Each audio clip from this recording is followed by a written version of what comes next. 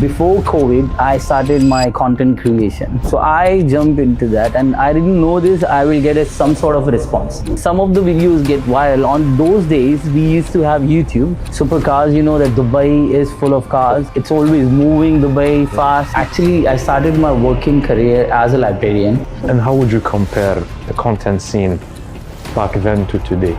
So you stopped for 2 years. Yeah, 2 years almost. What brought you back?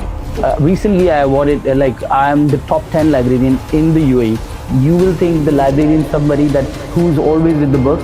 No, that you are sitting in the light, but you are in the dark. So my father used to say this, that you have to read a lot of books. Hello, welcome Adnan. How are you? Thank you for having me, bro. Thanks My pleasure. Thank you for coming. I really do appreciate it. Oh man, always. Whenever you invite, I'm there for you, man.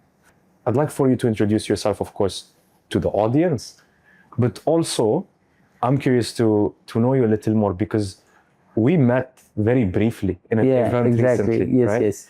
And it was immediate, let's say, synergy. It was you and you had a friend of yours over there. Yeah, exactly. Yeah. And you guys were very easy to talk to. The energy was great, and we stayed in contact since then. Exactly. So please. Yeah, first, yes, the energy was very good because of you, because the positive vibes were coming from you. So that's why we connected very easily and we started talking about the content and the other things. And then, yeah, let me introduce you myself. My name is Adnan. I'm a YouTuber based in Dubai. It's been almost 13 years, but as a professionally, I'm working as a librarian, one of the international school. It's been 13 years. That's my, I guess, fourth school. So I'm into the education, and so that's my journey started from 2012, where I came here, did some interviews, and then finally I got a job, and then start working, and then later part, before COVID, I started my content creation. Before COVID? Before COVID. Okay, a lot of people actually started after COVID. So I did it before, and then things move on from there, actually. So how did you get into it? What made you want to start? I have so many questions. Let's start with this one. What made you want to start the content creation journey? I used to follow different blogs, actually. On that time, there were very few. But I thought that why not I can create some. So one of my friends was doing it. So I jumped into that, and I didn't know this, I will get some sort of response. So some of the videos get viral. On those days, we used to have YouTube. Few people were on the Instagram, and TikTok was not there even. So we were working on YouTube only. So I started through YouTube, and then one of my video get viral, and then I got a very good response from people. So I thought, okay, I got monetization, so I'll be able to earn and different things. I was enjoying this part that people are recognizing, people know, and then the certain amount of people are following as well. It was only 4,000, I guess, subscribers were there. So how long did it take you to get that initial 4,000? 4,000, it took me around, you can say 8 to 9 months. And then 4,000 to onward 10,000, I guess it took me again 6 to 7 months or something. In between, I was vlogging for one niche, actually.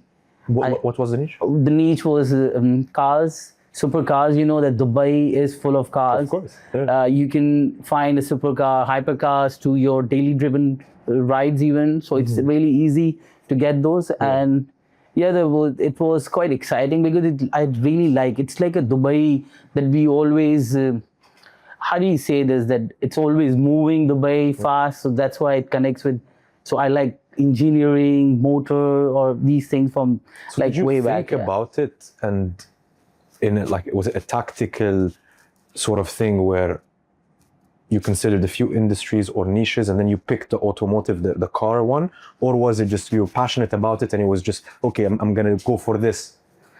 How was it really? Yeah, so my case, it was different. I was vlogging like that. I was showing, I didn't know what I'm doing. I was just showing myself that I'm going to the place. Okay. Or I'm meeting my friend. I didn't know actually whole idea how I can set up the vlog. Initially 10 or 15 minutes, I used to say 10 minutes, who's going to watch? That's so one of my videos, that's what I was saying, that it got viral. So I found it okay. The people wants to see cars in that. So I started vlogging cars. So it was a viral thing. Like for me, it was only, you can say that 10K. So 10K reaches. So I thought that, okay, this is gone viral now. So I have to emphasize on this. Before I was showing everything. And this was what year was it? 2019, yeah, 2019, 20 and between somewhere. Yeah. I mean, the views today, if you compare them to back then, 10,000 views is definitely more viral than today.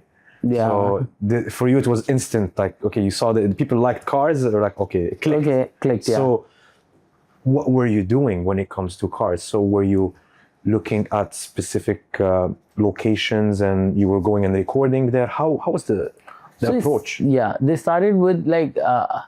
That's what I'm saying, that one of my friend was doing it. His name is Mohsin Vlogs.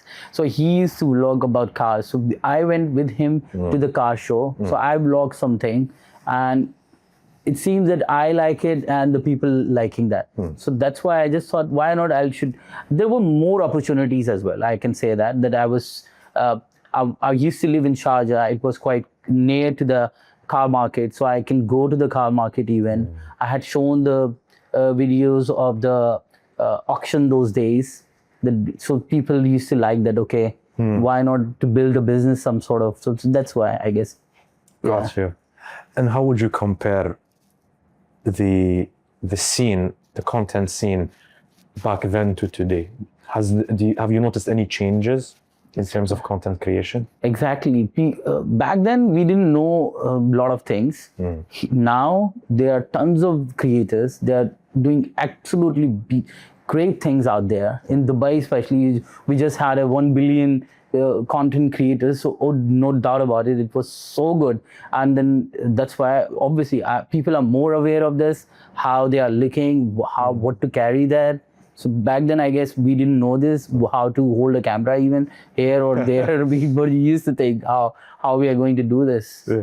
So it was quite new and challenging even. Do you think it is more challenging today compared to back then? Exactly. Now it's more challenging because you have a competition. Yeah. People want to see different things. And back then it was quite simple when I started. Yeah, it was quite simple. It's been 6 years, but I was out for 2 years or something. I guess I was not doing it, but initially again I started. So you stopped for 2 years? Yeah, 2 years almost. I was not doing it. I thought, okay, I'm not being able to do it. I was thinking, okay, my content. I started comparing my content with the others. So I thought, no, it's not that much good. I don't have to do this. Okay, then let's not do it. So you stopped for 2 years? Yeah, fully stopped. So what brought you back? Again, it's Dubai. Credit goes to Dubai again. Obviously, my friends and family and people, those who are commenting, we want to see your vlog. They used to send an Instagram. And I said, I always used to say, yes, positive. Yeah, I will be doing it, but I'm stuck in something else. So obviously, then I thought, why not? So you started again. Mainly, it's you can say mainly about Dubai. I guess Dubai is the one thing that it's bringing you back. The more opportunities are coming, and you have chances to grow. So how do you manage content creation with a full-time job? And I find it very interesting that I did not know that you were working as a librarian in a school. Is it? Yes, in a school. How do you manage that? That's so interesting. Now you talk usually to people, and the way I want to say this is like I don't want to say that being a librarian is outdated, but what I do think is that it is extremely interesting and very different to what everybody else is doing. Everyone is going into sales. Everyone is doing the technology. Yeah. But what you do, I think, is so different and special, and I want to hear so much about it. The librarian, yeah.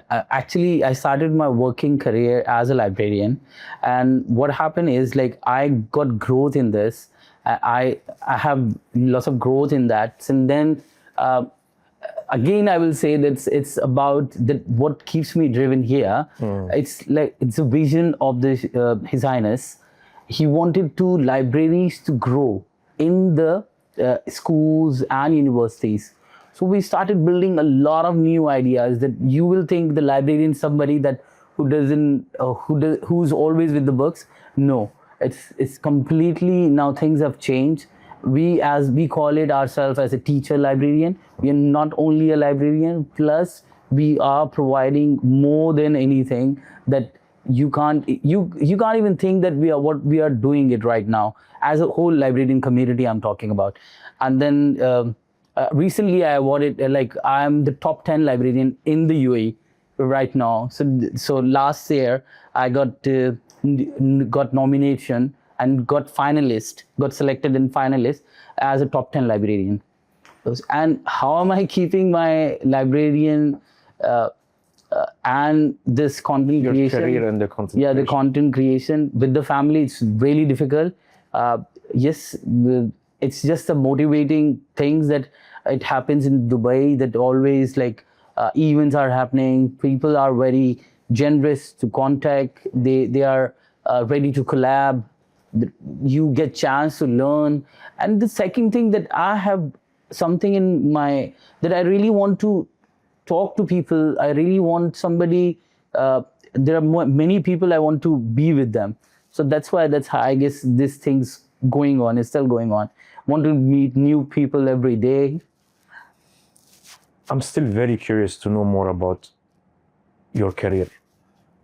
I just find it very different, and I'd love to get a little more insight on your daily responsibilities.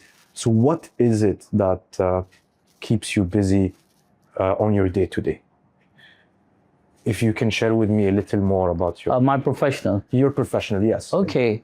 So being a teacher librarian, you have certain responsibility that to be able to assist and to our patrons, the students comes to our classes, to be able to give them actually what they are looking for. Since the technology is evolved, so it's not about only the books that we are doing it.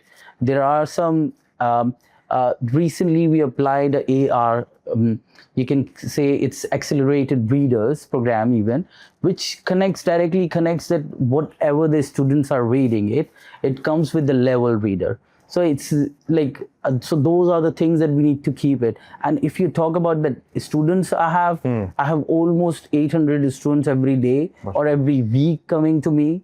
So there are different things that we are providing, not only assisting, guiding, helping them in research, and giving them some ideas, preparing them for if they are going for BISC or if they are going internationally, if there are any entrepreneurship days coming. So preparing those students for giving them a right direction towards setting them on the right setting track. them exactly. So how have you seen AI affect not your work, but rather have you seen it affect the consumption of information from a student's perspective? Yeah. Now that ChatGPT is available to everyone. ChatGPT, yeah. So how do you keep that? So again, I'll talk about the Dubai, the KHDA. We have a framework where we work with KHDA, and KHDA in every school, His Highness Sheikh Mohammed guided through that we have to apply AI in our schools, in all the schools of UAE. So it was a mandate. Yes. So we started working on the AI, and I'm being a part of one of the community of AI in our school. When was this mandate? Last year. It happened last year, and then every school has started now applying this. So it's so we are doing our part even. Connecting those subjects with their different queries and giving them, try to give them a right resource there where they can get the knowledge and everything. You won't believe that we have applied AI in our library as well. So where the students are getting lots of things. Obviously, they have to read a book, they have to hold a book, and then after that they will be able to predict the book. the different generic questions that are, once they will give, they get a chance to get the badge even for themselves in that particular software. Generally, there are tons of like people are making their own, and it is there that people are trying a lot of other things even. So that's why we are giving them right place and right information exactly. So they will not get everything at one time. So and that's what we have planned, that if somebody is searching in year 1 or year 2 or year 5, so according to the level, they will get that their questions related to that, whatever the book they have read. So the questions comes along with that. So what do you think in terms of AI, especially that you are working very closely with students who are, let's say, at a younger age, adults, and I can speak for myself, and struggle very much with the overload of information that is readily available. Now, of course, you can say and you can argue that we've always had that. The internet was always there and accessible, but nowadays it is more accessible, proactive, and engaging, Yes. because it is as simple as asking a question, and then the whatever AI model you are using will consolidate all of that information and return the information back to you. But it's quite dangerous as well. It's quite dangerous, yeah. Right? Because what is the result in any way? What's the word I'm looking for? Is it leaning towards one side rather than the other? Are you getting the accurate, because there are different perspectives to different truths, right? I guess, yes, that's How why. do you control that? What do you think, in your opinion, like right now, where are we at with AI in education? Being a teacher, I guess, or I'll talk about being a parent, because I'm a parent as well. So we are keeping a record of what actually students are or kids are doing it. My kids are doing it, so I have to check on that, right? Secondly, you are not giving them all the information at one time. Like if you think that Air 4 is using some of the AI for one project, so we keep it that simple that way. So that's why we have designed the AI community, or we have built up a AI community of the teachers in our school, so that people are keeping not only the check, they are sharing the information with the other teachers, so that we all align at the same time. That's how we can control. Otherwise, you know that AI, you can't control it. Especially with most recent exactly. Models, or I wouldn't even want to call them models. I mean, the newest AI breakthroughs happening the past few weeks. I mean, AI is fully autonomous now. No, autonomous, yes. I'm not sure if you've heard about OpenCLAW. OpenCLAW, yeah. OpenCLAW is fully autonomous. It can be deployed on its own server, and it will operate on its own. It doesn't need you to prompt it. Prompt even, to do anything. You just give it initial identity with some basic guidelines and instructions. You can, of course, make the learning curve faster by installing certain skills, but then it goes on by itself, and it will learn and develop and take action. Say, for example, myself, I've installed it and I've said, go set up whatever business you want, and your objective is to make money.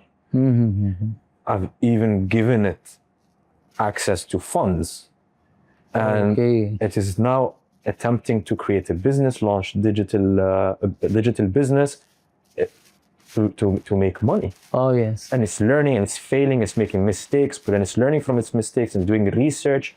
It's allocating on everything, on its own. On its own. This is all new. This is something that is just happening within the past few weeks. This is quite dangerous. It's very dangerous. It's dangerous, and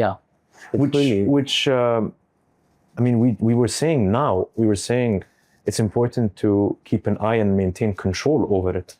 But my concern is, maybe now we can keep certain level of control. Yeah, checks. Obviously, we'll have to do a lot. But can we maintain this control? It's really difficult. It's really difficult. Yeah. When everyone has a information in their hand, it has become much harder. I don't know how we are going to control. We are always talking. I had an interview. I was taking one of the AI author. So he was saying that yes, the parents and everyone has to control this, because this is something autonomous. Yeah. On those days he said it. Yeah, it's gonna be autonomous. So it will move on quickly. So it has moved on already. Yes. Anyway, let's shift gears. I'd like to know more about you, Adnan. So Adnan, before the UAE. By the way, when you told me your age, I was shocked. Let's not say it if you don't want to share it. But I thought you were a lot younger than you actually are. I mean, you're still young, even Yes. though you're real. Thank you. You're Thank still you, young, Naveen. but you I look am. younger. Yes.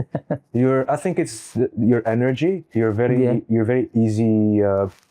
Not easygoing. That's not the word. I would say very pleasant. You're a jolly, happy person. Yes. And it shows. It shows. Yeah.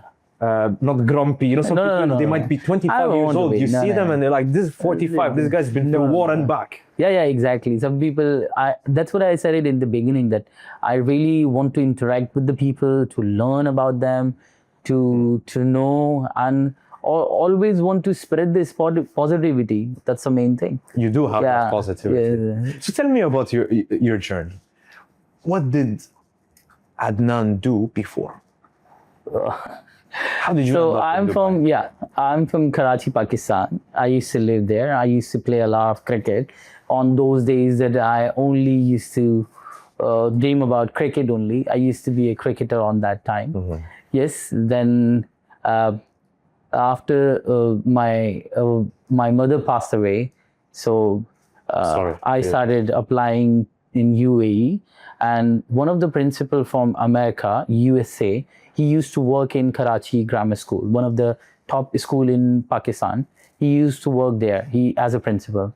So I got in touch with him. I visited here one time, 2011 back then, I guess, in Dubai, and I met him, and he said, yeah, right now we don't have jobs, but you still applying. So I started applying from then onward. So I received some of the calls, and yes, we will get your visa done and everything. But somehow the other, I didn't get a job. I went back and I redone some I enrolled in different institutes, because those days we don't have always all the things on the website, or we were not doing it. Different times. Yeah, different times. So those, I'm talking 2011 or 12, that I did some certification and all, and then tried to improve my English as well. And then I applied it, and then somehow the other, alhamdulillah, I got a job in West Green International School. West Green, it's that same principal used to work as a principal. So West Green, it actually holds by Al-Bata, and Al-Bata is directly controlled by His Highness Sultan Al-Qasimi. So Sharjah ruler. So I started working. You can say that I was part of Al-Bata group then. So I was working for His Highness then. So the journey starts from there, you can say, in UAE. Yeah. Very interesting. Yes. And ever since you've been in academia? Yeah, ever since then I'm in academia. Yes. Doing other things, learning different things, getting chance. And that's why I started liking librarian role, actually, because it's shifted towards where you're not issuing the books. You're not only talking about the books, you are talking about everything. You're talking about the history, geography. You have all the subjects controlled. And then you are teaching them how you are going to search through the right source, and how much do you need it. So that's why I really like that work. I mean, speaking of books, I've been guilty of not reading enough. Same here. But I've realized We call it in Pakistan, in Urdu, charaq tale andhera, that you are sitting in the light, but you are in the dark. So my father used to say this, that you have to read a lot of books. You have to read this. He used to send books from there. That you are not reading, okay, I'll send. Or some of the newspapers even, he used to. I do regret not reading enough, and I'm trying to catch up. I'm trying to catch up on lost time. Let me rephrase. I don't say regret. Shouldn't regret anything. I think that if I did read, it would have been helpful. If I did read more earlier on, it would have been helpful. But I still do think that the reason why I did not read is I was taking quite a lot of action. I was very occupied trying to launch a business. There was a lot of failure. Maybe if I read more, it would have been less failure, but a lot of learning experiences.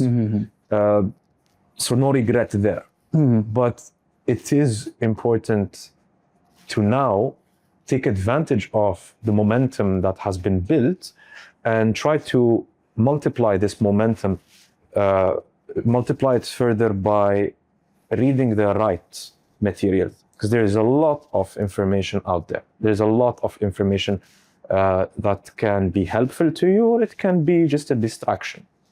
So I wanted to ask you about your consumption, or at least how do you advise for someone being a librarian? How do you advise for someone to maintain a good reading habit? If you have For himself or for themselves or for the community for we're the talking about? community, however you wish to take it. So, your right book, you're saying that. So I'll give you my example since we are in Dubai. So we have a very good check of KHDA that certain books are, or certain words, if you find anything in the book, you can't keep those books inside in the library. So being a librarian, it's really difficult, and it's a big job. Plus, it's very difficult to check all the words. So you have to build a community to people of those who will check by yourself and the other teachers involved in it. Plus, you are ordering the right book for your right community, for the library, for the school. Like, because in this community, we have, like, if I'll give you my example, that we have parents coming in. Parents are reading for students. They are reading for the community, plus they are reading, they're listening, they're coming to listen to the students what they are reading. So they are maintaining all that stuff. So that's how I've involved everyone. So I would suggest librarians, yes, to keep in check on that, yes, to keep on looking at, and do follow the KZ instruction, whatever the books that we have. Because we as a librarian, the whole school get it checked by somebody else, but we as a librarian, libraries get checked by ministry directly. So we come under ministry. So we have to be very careful about our books, what kind of a books you are building. Collection development is a part. Yes, you will be keeping and building up that there, but you have to be very careful about the list date if they have issued, the media council. You can write to them, you can check with the other librarians, say, is that a book fine? Or you can talk to the publishers about the book, that are these books according to our level, UAE guidelines. Got it. So let's jump back now to content, and I want your advice. So I've briefly mentioned before, content for me is new. Although I've been in marketing with my business before for the past few years, but it's mainly been B2B. B2B lead generation, B2B marketing, which was not very content heavy. We did not really invest in media production, content, social media. But it's good to earn. It's good to earn. Now we are getting into it. We're diversified. That's good. Right? So our B2B segment is continuing to grow, but then there is a real opportunity when it comes to B2C. That means that companies who sell to direct consumers. So with that, naturally, the marketing services that help with those types of companies is social media, content all around through social media, as well as the production part. I mean, you can't create content without production. Filming, video is king, of course. So with that, we started my personal brand. we were just talking earlier about why did I decide to prioritize this and set up a studio and get all of this equipment is you need to practice what you preach, right? So I cannot sell social media management services until you are the myself, yes, yeah, right? exactly. At least that's how I go about it, right? Which is the right approach, I guess. So my question to you is really seeking advice, because you have been doing content for many years now. Seeing me with the intention to start my personal brand and investing in content, what are certain things that you would advise me to either be careful and watch out for, or to practice and apply that you've seen are successful from your experience? Just overall advice. No pressure, huh? If I fail, I will not come back to you and say I took your advice and it did not work. I have to check my chat GPT for that. No point here. No point here. So yeah, suggestion is something that, yes, you have started, mashallah, very nicely. I can see plus you have a passion. You have a very good, positive personality that you always try to talk to people, and then you have different questions. Lately I've just seen your videos that how do you, I don't know, you just meet somebody and you started keeping him engaged or her engaged. That's the best part. I struggled. That's the best part. You are taking 10 minutes from them, and you were just taking one video, like one 10 seconds video, but you took, actually, it's God gifted. That's why you have creating such content. But yes, I would advise, and for myself even, I'm not good for advice, I guess, but to be consistent, I guess. Yes, to be consistent, to be in the show. And if you are in Dubai, why I always connect everything with Dubai, because that's keep moving. So that's why you get chance or you get motivated. Why not? You are moving too. That's the best thing. So consistency. Consistency, yeah. Consistency is the key. And you have all the tools, I guess, what I've seen. I'm investing. I definitely am investing. I think it's very important to invest in the right things, to give them a fair chance to work. To work, yes. Yeah. Consistency is important. I think adding to that would be, at least for me, reducing a little the perfectionism that comes naturally to a lot of people, not just me. I think seeking perfection can be a very dangerous thing, especially if you're just getting started with something.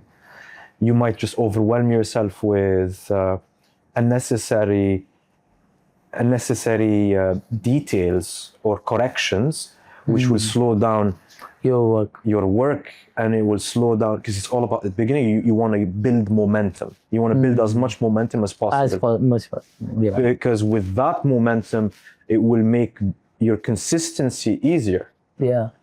Having a perfectionist inside you can work against that. Apply it carefully, I would say. If you are seeking perfection, apply it very carefully, especially early on. But when you do have resources, full teams supporting you with whatever it is, not only just content, maybe then you can afford to be a little more of a perfectionist. Yeah. But early on, slow it down a little. Just keep on build habits. Building, and carry on. Yeah. That's what I'm trying. I'm saying this more to me than anyone, because that's right. Actually, I'm just thinking that I told you that I stopped. Why I stopped? Because I thought that I need to be perfect on that zone. So that's why I thought, no, I'm busy in this, or I will not be able to do that thing. That's why. And you might be your biggest critic. Basically, certain things. What I'm trying to say is, certain things only you see them. Yeah. Right. The angle of a certain piece of content, or the outfit that you wore on that day, or your hair, how it looks. How was it looking? Yes, exactly. You always, whenever you just make video and you think about, okay, I could have done this, I could have done that, and okay, mine is not better than, you start comparing. So when you start comparing, you loses. Yeah. Time, energy, plus that negative zone, actually, I must say. Negative, not negative, because everyone wants to improve, I guess. So if somebody is critical to themselves, it's fine, it's better for, but keep yourself in that zone, so it's really hard. And the people you surround yourself with. Yeah, it's exactly. You want to have people around you who are on that same journey, who want to create and achieve, and positive people. Who they want to see you successful. There are people, like, yes, they'll be around you, or you can say, no, okay, do this, that it will be good. But otherwise, don't do it, I'm with you. That's the most important thing, again. Because when people start commenting on your things, then you get slow. That's true. You have to build thick skin. This is something actually I was discussing with someone recently. When you put in a lot of effort into something, especially early on, whatever it is, building a business, starting social media, and you are putting yourself outside your comfort zone. Whatever work you create, it becomes a part of you. And sometimes what can happen is any critique, any comment, something that is, let's say, not ideal about what you've created, if you don't have thick skin, it's very easy to take it personally.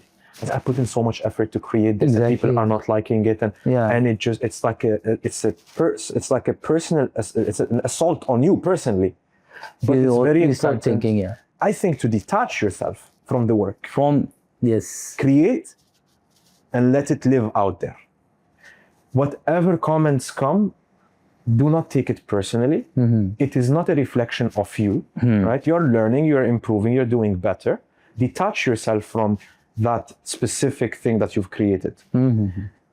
Take the comment and improve. Try to improve. But don't be one of what you and that whatever it is that you've created. You don't consider it and jumble it in the same. You are not. You are not created. Exactly. Yes. Right. So I hear that you're starting a business. Yeah. Tell me about it.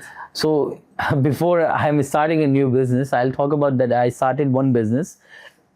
Unfortunately, on those COVID days, I don't know when we started. Right after 3 months, the COVID hits. It was the name of the company was Scott Rider, and then we were, the rider means, like, obviously we were supplying the riders to the big companies, and we started that, and somehow we kept that business for 1 year, and then we did the exit. So alhamdulillah that the business is still there, but I'm not being a part of that. And I'm started my other works. And now I'm working on a AR/VR, which it's, you can say that targeting the real estate market, tourism, and you can say we will be in all over the UAE and KSA, and then later on we will be covering the whole region. Tell me about AR/VR. AR/VR. So what is that exactly? So if we'll talk about the real estate, if we are applying to the real estate market, so you see that the secondary market is quite a big one, or a new market, quite a big one. So where the client, if the client is looking for any apartment, they will get chance to see the exact what they are going to, what do you call to that? Give me going to the listing. Yeah, going to experience. Yeah. So as a client, if you are going to experience the same when it actually built, or you are there. Somebody is buying in Europe, Dubai's real estate, or any of the apartment or a villa. So they will get chance to see that what's our bedroom size, how we are going to keep the plant, what are the lights will be. So they can design then and there easily, and they will get the whole experience while not to be here. They don't have to travel till here. They will just experience there, and they can finalize this. So this will speed up the I guess the real estate business, and it will be more reachable or easy to make decision for the clients to to get to buy any kind of a property or any kind of a hotel they are looking for. Got you. I mean, that's very smart because most of the transactions happening right now, and I'm no real estate expert, but I hear is coming from outside the country. People who have not even, they're not even flying in. They're just purchasing from purchasing outside. it, yes. Yeah. They're purchasing it. So it's a big Now market more than now. before. More than ever. So that I guess in the world that this is the best time that people are buying in Dubai. And yes, this is the best time. It's booming. Well, it's been 1 or 2 years that I'm looking at it, that all the prices have gone higher, like 2x, I guess, 3x. So people have invested and taken out the money again. And what stage are you with this company? So we are in the seeding round right now. We have created all our things. We have directors, some of the real estate. One of the real estate is with us, and we have CTO, we have CEO, we founder members. So we have actually planned everything, and then sooner or we'll be approaching investors. Yeah. Then have you built a prototype minimum viable product? So we have the equipments and ready, and plus we have the design and everything ready and showing to the clients, different clients even. Yeah. Have you picked a name for the company? So it's called FrameX Arabia. FrameX Arabia, yeah. Okay. It's with the X and Arabia, you know that. All right. Since I love Dubai, so it's like everything has to be Arab or Arabia or Dubai. Yes. Makes sense. So just to wrap up, my question was going to be what is next for Adnan, but you jumped and you actually gave me the answer before. Before, yes. So that's the future. That's what you are spending your time right now? Exactly. Okay. Meeting different people, trying to connect, telling them about my product, telling that what we have built right now, where are we right now, what are we looking for, what are we seeking for, what kind of help we will looking for. Not only the investor we are looking for somebody who can actually take us to and walk us through our journey to the next level. Beautiful. Well, thank you, Adnan, for coming. Pleasure. Nice meeting with you, man. I wish you all the best with the new journey, with the new venture, and hopefully we get you back soon in the podcast to hear about the development you've done with the company. Would love to. Yes, you will be part of this. Don't worry, you will be coming. No worries, man. Thanks a lot, bro. Thank you very much. Pleasure. Thank you for your time.